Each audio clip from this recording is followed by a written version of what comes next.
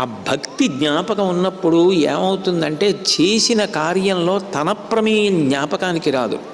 ఇది నేను చేశాను అని అనుకోడు. నిజంగా ఎన్ని ప్రతిబంధకాలు దాటి కార్యక్రమాన్ని పూర్తి చేయగలిగాను, ఇన్ని ప్రతిబంధకాలు దాటగలిగాను అంటే ఇది నా వ్యక్తిగతమైన గొప్ప కాదు, ఇది ఈశ్వరుడి యొక్క అనుగ్రహం. ఈ కార్యక్రమం వీడు పూర్తి చేశాడు అన్న కీర్తిని నాకు కల్పించడానికి అంత ప్రసాద బుద్ధితో, అనుగ్రహ బుద్ధితో ఈశ్వరుడు నా యందు ప్రసన్నుడైనాడు.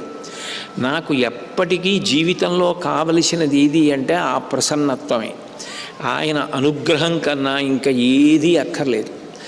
ఏ కార్యక్రమానికి ఆయన నన్ను ఉపయోగించుకున్నా మొదటిది నాకు అహంకారం ఉండకూడదు, రెండవది వీడు నా కార్యక్రమానికి పనికిరాడని ఆయన పక్కన పెట్టేసే రోజు రాకుండా ఉండాలి.